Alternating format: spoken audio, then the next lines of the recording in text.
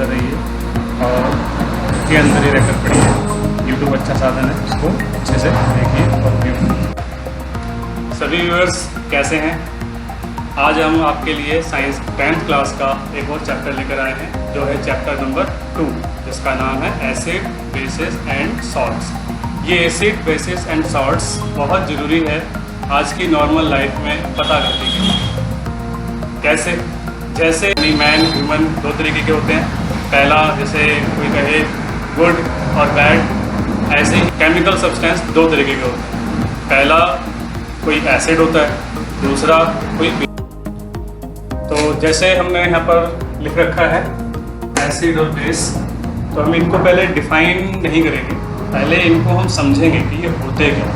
जैसे आपको मैंने बताया कि कोई भी उसके नेचर वाइज अगर हम देखें तो केमिकल नेचर दो ही होते हैं, एसिड होता है या वो बेस होता है। ऐसे ही इंसान या तो वो अच्छा होता है या वो बुरा होता है। तो अब हम ये नहीं बता रहे हैं कि एसिड अच्छा है या बेसिस बुरा है, कोई भी हो सकता है, लेकिन केमिकल सब्सटेंस की दो ही प्रॉपर्टी होती है। केमिकल सब्सटेंस की दो ही प्रॉपर्टी होती है कि या तो वो एसिड हो सकता है या वो बेस हो सकता है। हम पता कैसे करें कि वो एसिड है या बेस है?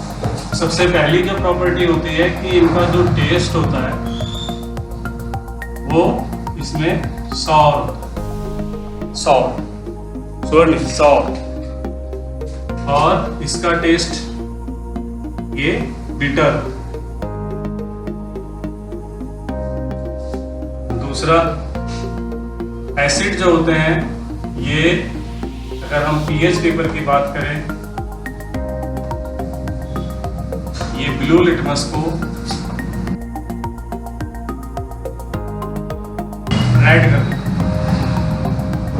पीएच पेपर, जो ब्लू लिटमस पेपर है उसको रेड में कन्वर्ट कर देते हैं। यहाँ क्या होता है, ये उल्टा कर देते हैं, ये रेड लिटमस पेपर को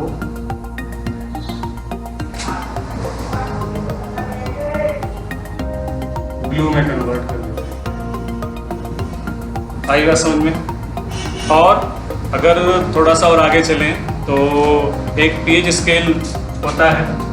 पीएच स्केल 1 से स्टार्ट होता है, 7 इसका सैचुरेशन पॉइंट मतलब न्यूट्रल पॉइंट है, और 14 इसका हाई।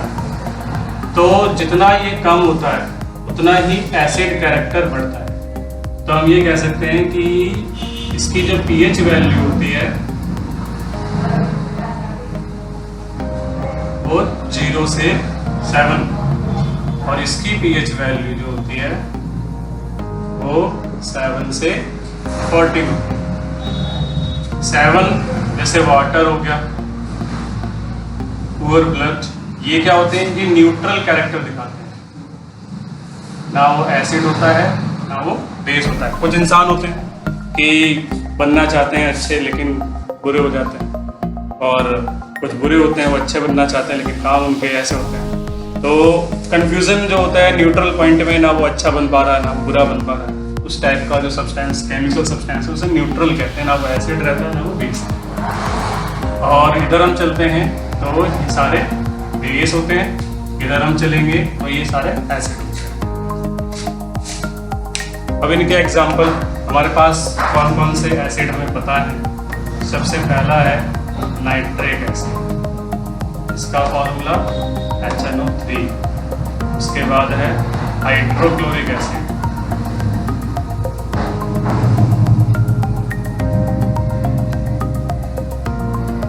इसका फॉर्मूला HCl। फिर sulphuric acid,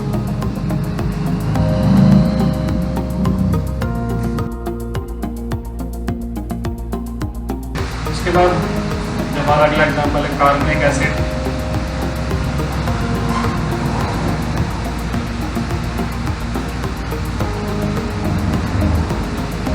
sulphonic acid,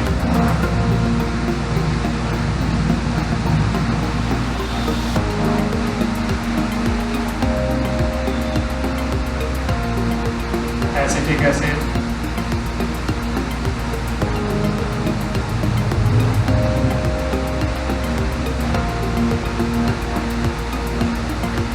formic acid,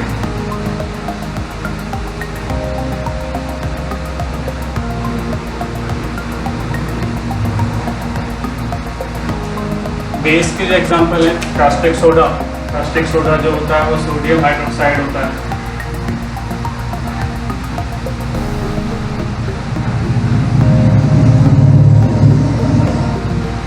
NaOH ये पोटेशियम हाइड्रोक्साइड होता है।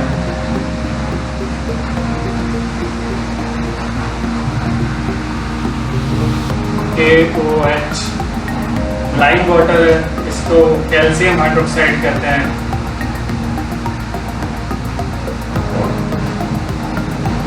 ये इनका general name, common name.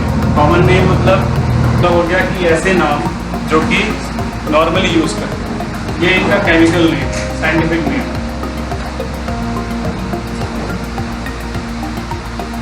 Milk of magnesia, ये मैग्नीशियम हाइड्रोक्साइड है।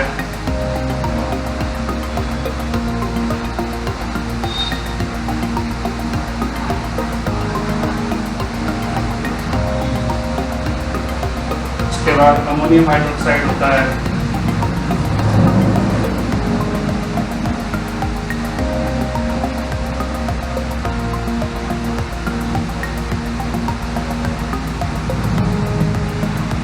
NH4OH और भी होंगे। हमने आपको कुछ एग्जांपल जो कि यूज़ होते हैं डेली लाइफ में या ज़्यादातर हम पढ़ते हैं उनके बारे में वो लिखे हैं। यहाँ पर भी हैं कई सारे और भी हैं। ये एसिड्स हो गए, ये बेस हो गए। अभी तक जो मैंने आपको बताया कि एसिड और बेस का इंट्रोडक्शन दिया है। इस इंट्रोडक्शन में हम क्या करते हैं, इस इंट्रोडक्शन में हमने एसिड की प्रॉपर्टी बताई कि एसिड खट्टा होता है। एसिड यानी अम्ल, हिंदी वालों के लिए भी लिख देते हैं अम्ल, ये खट्टा होता है। ब्लू लिटमस को रेड, ब्लू लिटमस यानी नीले लिटमस को लाल कर देता है। इसको याद करने की ट्रिक क्या है कि आप अनिल याद करें। अनिल, अम्ल नीले को लाल करता है। ऐसे ही यहाँ पर इंग्लिश में याद करना। बेस जो होते हैं वो बिटर होते हैं टेस्ट में और वो ब्लू करते हैं। तो आप बी ये कॉम्बिनेशन है। हिंदी के लिए भी है। बेस को हिंदी में क्षारक कहते हैं और छलनी, क्षारक लाल को नीला करता है। pH वैल्यू बता दें 0 to 7, pH वैल्यू 7 to 40। इस तरीके से आपका ये होगा। यहाँ हमने बता दिया न्यूट्रल सब्सटेंस 7 जो कि वाटर है, या प्योर ब्लड ले सकते हो आप। इसे हम एक डेफिनेशन बताते हैं होगी। The substance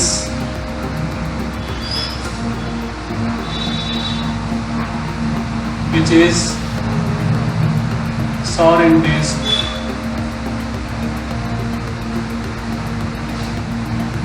and have pH value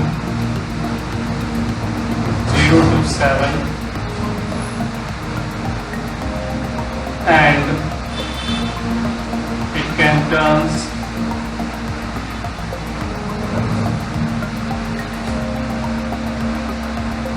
blue litmus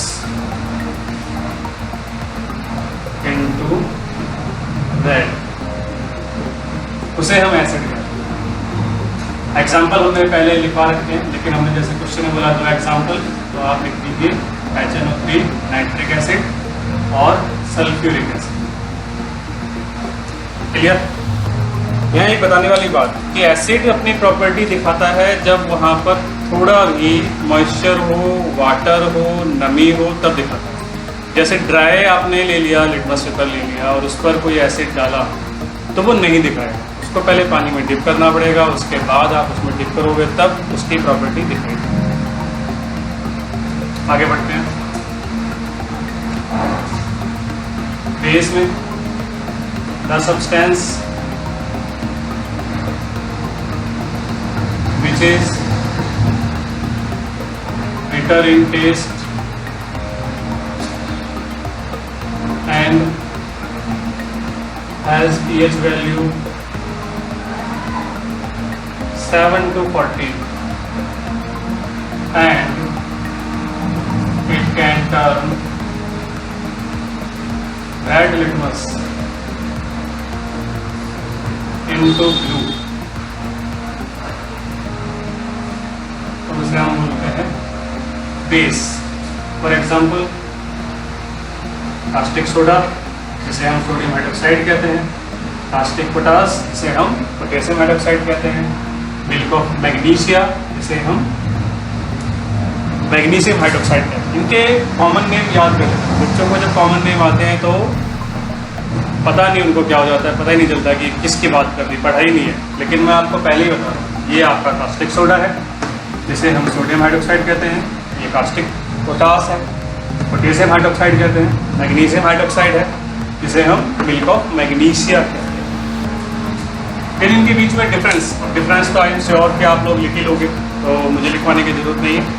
move on करते हैं नेक्स्ट टॉपिक पे, टाइप्स ऑफ एसिड। एसिड के जैसा मैंने बताया, जैसे साइंटिस्ट आते रहते हैं केमिकल चीज़ें बढ़ती रहती हैं, उनके पार्ट्स फिर सब पार्ट्स, फिर सब टाइप्स, डिवीज़न होता चला जाता है। तो यहाँ पर अगर हम कहें तो अभी ये जो टाइप्स हैं ये उनकी कंसंट्रेशन के ऊपर बेस्ड कि कौन सा कितना ज़्यादा है। जैसे यहाँ बात करते हैं टाइप्स ऑफ एसिड की, तो एसिड यहाँ पर 2 टाइप्स के हैं।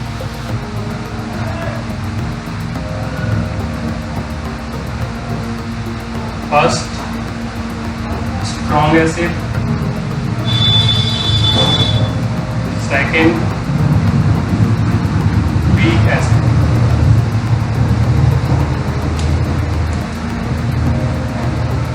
स्ट्रॉन्ग एसिड वीक एसिड कैसे पता चलेगा हमें? देखिए, एक साइंटिस्ट थे, इनका नाम एरेनियस था, उन्होंने थ्योरी दी थी। उन्होंने ही एसिड का डिवीज़न दिया था कि एसिड को 2 टाइप में डिवाइड कर दीजिए, एक स्ट्रॉन्ग एक वीक। कैसे करेंगे? उनके नंबर ऑफ मॉलिक्यूल्स। सपोज आप कुछ लिमिटेड क्वांटिटी में मॉलिक्यूल्स लेते हैं किसी भी एसिड के, और उसमें से पानी में डालने पर वो सब डिसोसिएट हो जाता है, पॉजिटिव पार्ट्स नेगेटिव पार्ट्स में डिसोसिएट हो जाता है। तो जब H+ आयंस ज़्यादा बनेगा तो स्ट्रॉन्ग एसिड होगा, और जब H+ आयंस कम निकलेगा तो वीक एसिड होगा। कैसे? देखिए,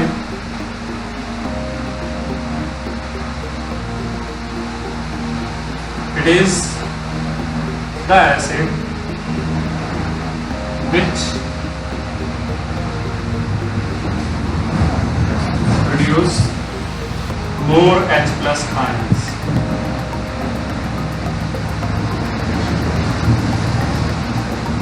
More number of H+ ions is called strong acid.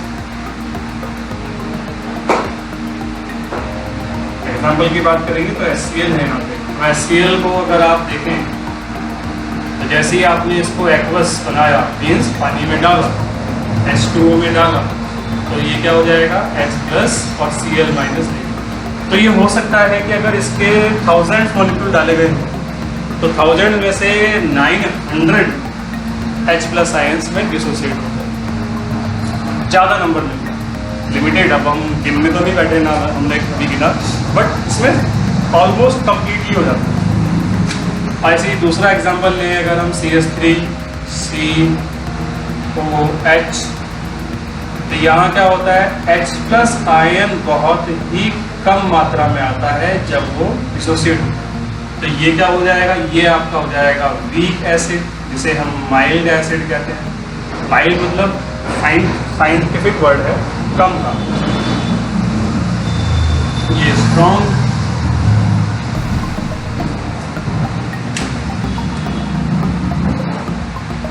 इसकी डेफिनेशन तो फिर बताने की जरूरत नहीं है, फिर उसमें लेस नंबर हो जाता है। तो मैंने आपको बता ही दिया कैसे, एग्जांपल भी बता दिया कैसे। इसका example less number of H+ ions देगा ये, और एग्जांपल CH3COH हो जाएगा। दूसरा एग्जांपल भी कहता है तो HCOOH लिख दीजिए। फॉर्मिक एसिड, जिसे हम मेथनोइक एसिड कहते हैं। मेथनोइक एसिड जितने भी डंक, मधुमक्खी का डंक है, किसी नेटल का जो पौधा होता है जिसके लगने से खुजली हो जाती है, उसके अंदर भी यही एसिड मिलता है, मेथनोइक एसिड। ठीक है, तो अब हम बढ़ते हैं अगले टॉपिक पे, टाइप्स ऑफ बेस। ऐसे ही यहाँ पर भी है, उन टाइप्स के बेस होते हैं। स्ट्रॉन्ग बेस और वीक बेस। स्ट्रॉन्ग बेस कौन सा होता है? जिसमें मोर नंबर निकलते हैं। अब तो आपके लिए समझ गए होंगे, OH माइनस आयंस ज़्यादा आते हैं। डस्टर कहाँ है? डस्टर कहाँ है? तो मोर number of OH minus ions देगा ये, तो उसे हम क्या कहेंगे? स्ट्रॉन्ग बेस कहेंगे। और इसका एग्जांपल अगर आप कहेंगे तो जो मैंने बताया ऊपर NaOH और KOH, फिर से वही ये कम्प्लीटली डिसोसिएट हो जाते हैं। करके दिखाएंगे। अगर आपको NaOH को आपने H2O में डाला तो इस पे दो पार्ट हो गए, ये एक्वस जब बनता है तो Na प्लस और OH माइनस। इसमें वही 1000 मॉलिक्यूल्स डालोगे तो ऑलमोस्ट 900 तक जो इसके मॉलिक्यूल्स हैं वो कम्प्लीटली डिसोसिएट हो जाते हैं। तो ये आया स्ट्रॉन्ग बेस। फिर वीक बेस।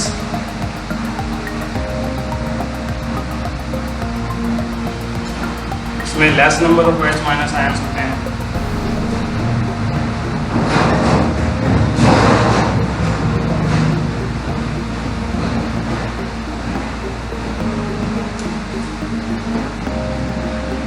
इसे हम माइल्ड बेस भी कहते हैं। एग्जांपल हो जाएगा NH4OH, आपने इसे H2O में डाला तो NH4 अमोनियम आयन और OH माइनस मिलता है। यहाँ पर ये लेस मिलते हैं, यहाँ पर ये मोर होते हैं, ज़्यादा होते हैं। ये था टॉपिक। अब एग्जांपल मैंने वहाँ लिखा हुआ है तो आप एग्जांपल बता दीजिए सबसे जितने भी आपको पता है। जैसे कि HCl हो गया, H2SO4 हो गया, HNO3 हो गया। 3 एग्जांपल ठीक है ऑलमोस्ट। HCOOH हो गया, फॉर्मिक एसिड, मेथनॉइक एसिड इसका नाम है, टंक में होता है ये। CS3COH हो गया, CS3COOH एसिटिक एसिड है, एथेनोइक एसिड है इसका नाम। और ये विनेगार में होता है, सिरका जो कि चाउमीन वगैरह बनती है उसके अंदर डालते हैं, तो ये काफ़ी हार्मफुल है अगर ज़्यादा मात्रा में आप ले लें। और दूसरी बात कि ये गन्ने के रस को सड़ा कर बनता है, तो हमें पता है सभी को, पुराने ज़माने में हम यूज़ करते रहे हैं, जो अचार वगैरह होता है उसके अंदर ही डलता है। तीसरा है हमारा H2CO3 कार्बनिक एसिड। तो हमें ये वीक उसमें लिख देते हैं, तो हम नाम चेंज कर देते हैं, स्ट्रॉन्ग एसिड और ये वीक एसिड है। और अब आएगा स्ट्रॉन्ग बेस। स्ट्रॉन्ग बेस बता चुके हैं, caustic soda, caustic potash, NaOH, KOH और CaOH वोल्टेज। वीक बेस में NH4OH और NGOH वोल्टेज। इस तरीके से आपको हमने ये बताया है। अब आता है हमारा नेक्स्ट टॉपिक, इंडिकेटर्स। इंडिकेटर्स क्या होते हैं? जब आप केमिकल सब्सटेंस को पता करने जाते हैं, तो जब पता करने जाएंगे तो क्या होता है कि हम नहीं पता कर पाते। अगर हम टेस्ट करने जाएंगे तो हम खा थोड़ी सकते हैं इस चीज़ को, पता कैसे करूँ? पीएच पेपर भी नहीं है तो कैसे पता करूँ? इसलिए नेचर के अंदर और नेचर के बाद में फिर ह्यूमन ने भी बना दिया, ऐसे सब्सटेंस बनाए हैं जिनसे कि हम थोड़ा सा भी उसको ऐड करते हैं या उसका रिएक्शन करते हैं तो वो कुछ इंडिकेट करते हैं, जिससे कि हमें पता चल जाता है कि वो एसिड है सब्सटेंस या वो बेस है। जैसे अगर आप पीएच पेपर लेते हैं, ये सिंथेटिक, ये नेचुरल है, पीएच पेपर हो, लिटमस पेपर हो, तो सिंथेटिक नहीं है, ये आपका नेचुरल है। और एक और आता है उसमें हमारा जो टर्मरिक होता है, वो भी टर्मरिक का हो गया। क्लॉव ऑयल है। ये कुछ ऐसे हैं जिसके अंदर एसिड डालो तो कोई एक अजीब सी स्मेल आती है, एक स्पेसिफिक कलर आता है, स्पेसिफिक स्मेल आती है, ऑर्डर, उसे हम इंडिकेटर्स कहते हैं। तो अगर हम डेफिनेशन बताएंगे, these are the indicators. Indicators मतलब दर्शाना, इंडिकेट करते हैं। These are the substance which shows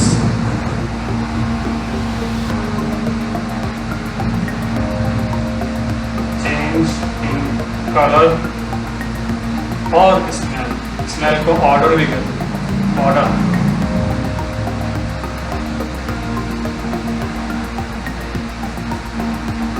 When added to specific substance, तो उसे हम क्या कहते हैं? इंडिकेटर कहते हैं। ये दो टाइप के होते हैं, नेचुरल पेपर हो गया तो नेचर से मिलता है, और सिंथेटिक में आपका आ जाएगा फिनोप्थिलीन। थोड़ा सा स्पेलिंग पे ध्यान देना पड़ेगा। फिनोप्थिलीन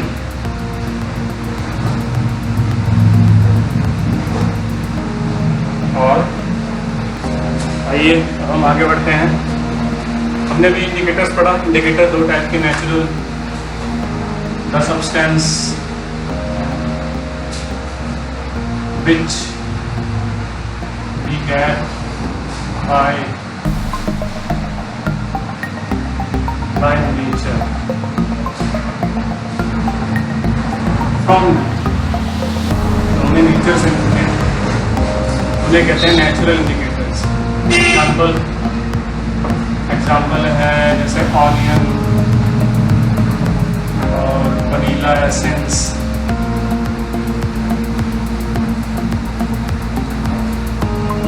और क्लोवर। अगर आप इनको बेस के साथ यूज करते हैं तो वो क्या कर देते हैं, एक इनमें स्पेसिफिक स्मेल आती है, इनके अंदर एक स्पेसिफिक स्मेल आती है।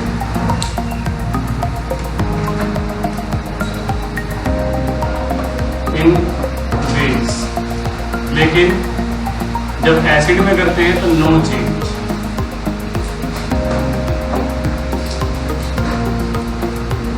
Synthetic substance the indicator which are invented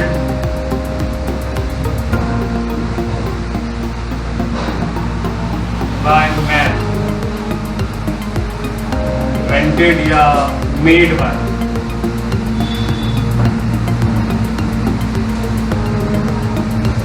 कौन कौन से आ जाएंगे? फिनोप्थिलीन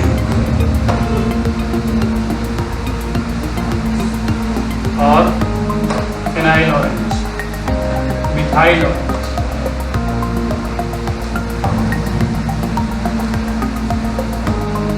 फिनोप्थिलीन और मिथाइल ऑरेंज जब आप इसको बेस में डालते हैं और एसिड में डालते हैं तो क्या होगा? जब हम इसको बेस में डालते हैं तो ये पिंक हो जाता है, फिनोप्थिलीन पिंक हो जाता है, और एसिड में नो चेंज।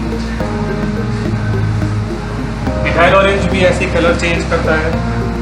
मिथाइल ऑरेंज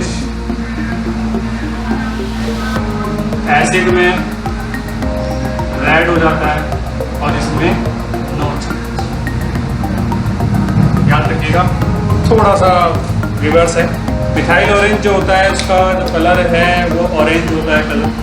जब आप उसको किसी एसिड में डाल देते हो, एसिड में डाला आपने, डिप किया, तो मिथाइल ऑरेंज का कलर रेड होता है।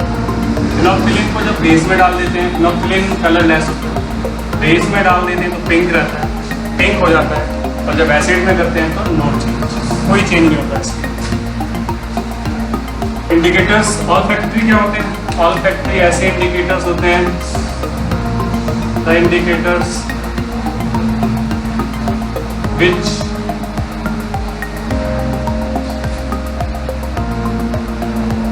changes their smell or taste on adding with chemical substance। उसे हम बोलते हैं ऑल्फैक्टरी इंडिकेटर्स। जैसा भी बताया था हमने कि क्लोव ऑयल है, ऑनियन है, ये स्पेसिफिक स्मेल देते हैं बेस के साथ। और वहाँ लिटमस पेपर है, पर वो तो नहीं। हाँ, वो जो उनका टेस्ट होता है एसिड और बेस का, वो उसका टेस्ट चेंज हो जाता है। अब हम आ गए हैं ऑर्गेनिक एसिड पे। These are the acids which are derived from plants or animals.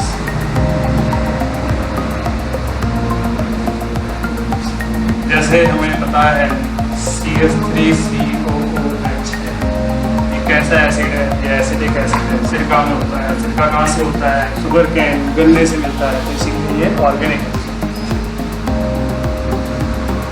HCOOH है, ये कहाँ से मिलता है? ये डंक में होता है, नेटल का जो पौधा होता है उसके डंक में, मधुमक्खी के डंक में, ये हमारे ऑर्गेनिक। लैक्टिक एसिड है, लैक्टिक एसिड का फॉर्मूला अभी आपको याद है। और जितने भी खट्टे फल होते हैं, सिट्रस फ्रूट कहते हैं उन्हें, उनके अंदर होता है सिट्रिक एसिड जो विटामिन सी देता है। ये सभी हमारे ऑर्गेनिक एसिड। नेक्स्ट टॉपिक है मिनरल एसिड। ये कौन से होते हैं? द सब्सटेंस या the acids, the acids which are derived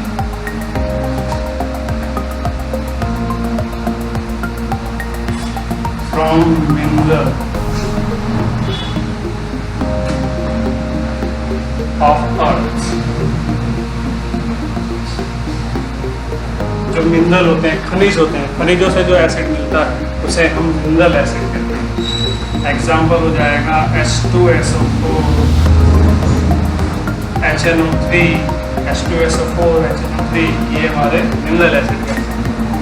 अब आता है डिल्यूशन। डिल्यूशन क्या होता है? डिल्यूशन एक ऐसी प्रोसेस है जिसमें एसिड, वो एसिड जो कि खतरनाक, डेंजरस, नॉट फॉर सेफ, इस पर बैन लगा हुआ है, अगर कहीं गलती से लग जाता है बॉडी को तो जला देता है, तो उसे हम कंसंट्रेटेड एसिड, और उसी एसिड में अगर वाटर मिक्स हो जाता है, हम एसिड के अंदर वाटर नहीं डालते हैं, ध्यान देने वाली बात, वाटर के अंदर कंसंट्रेटेड एसिड डाला जाता है, धीरे धीरे स्लोली हिलाते हैं, स्लो करके स्टेयर करते रहो, और उसमें एक कोने से आप NCERT बुक में देखोगे बहुत अच्छे से एक्सप्लेन करें, डायग्राम है उसमें। तो acid plus water, concentrated acid plus water जब मिक्स हो जाता है तो उसको हम बोलते हैं कि वो, उसकी जो कंसंट्रेशन है वो कम हो चुकी है, और उसे हम डाइल्यूट एसिड कहते हैं। पिक्चर का एक सीन मुझे याद आ रहा है, साकाल वाली पिक्चर का। उसमें साकाल बैठा होता है, कोई उसका गद्दार कोई होता है, सैनिक या उसका कोई साथी, तो वो कहता है कि इसको सजा दी जाए। फाटक खुलता है, वो नीचे चला जाता है, और फिर उसका कंकाल बाहर निकलता है। तो वो जो एसिड है जिसमें खौल रहा है, जो अपने आप उबल रहा है और धुआं निकल रहा है, फ्यूम्स निकल रही है, उसे हम कहते हैं कंसंट्रेटेड एसिड। तो एग्जांपल इसीलिए दिया कि थोड़ा आपको रिलेट हो सके कि कंसंट्रेटेड एसिड बहुत खतरनाक होता है, इसीलिए उसको डोमेस्टिक पर्पस में यूज़ नहीं करते, बैन लगाया गया है। आगे बढ़ते हैं डिल्यूशन में। It is a process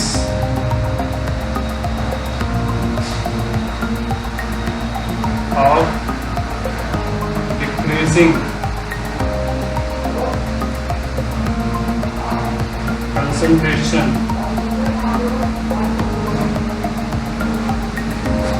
of acids by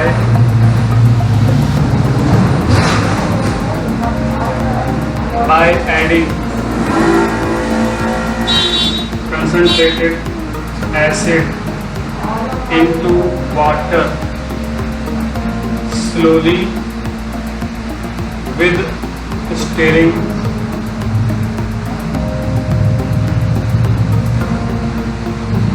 important point.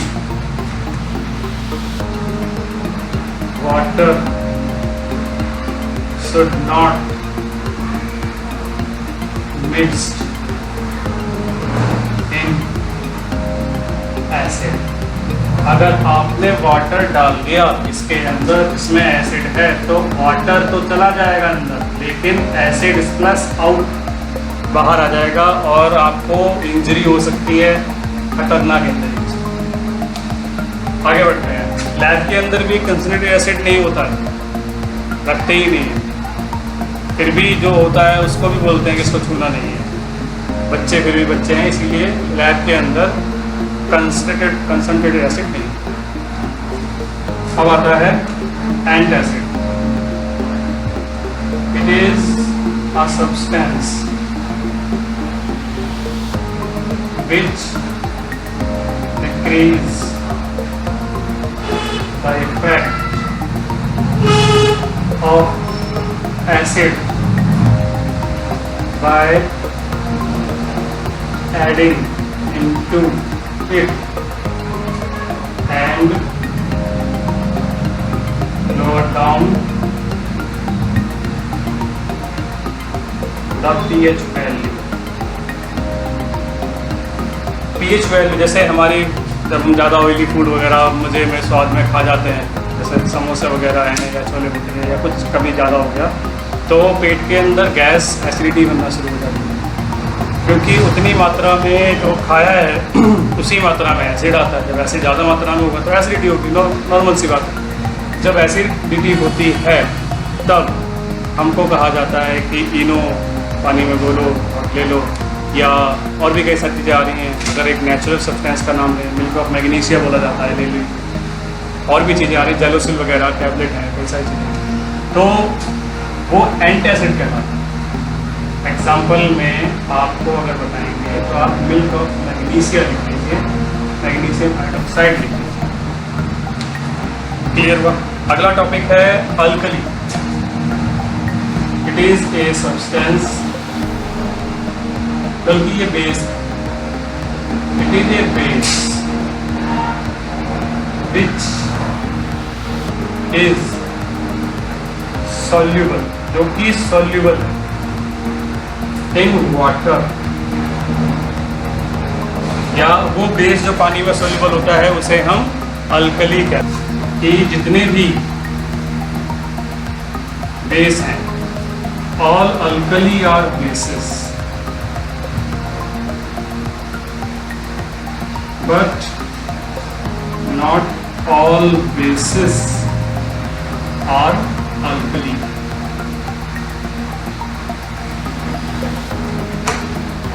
जो टॉपर है वो जो स्टूडेंट हैं उनमें से कुछ टॉपर होते हैं, ये हमारे स्टूडेंट्स हैं, इनमें से कुछ क्या बनेंगे? टॉपर बनेंगे।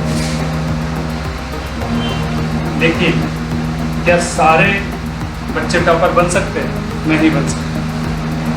इसी तरीके से समझ लीजिएगा, अल्कली एक स्टेप आगे का, जो काफ़ी इंटेलिजेंट बच्चे बनते हैं वो टॉपर बनते हैं, तो ऐसे अल्कली वो टॉपर है। अल्कली का एग्जांपल अगर आपको दें, NaOH और KOH, ये अल्कली के एग्जांपल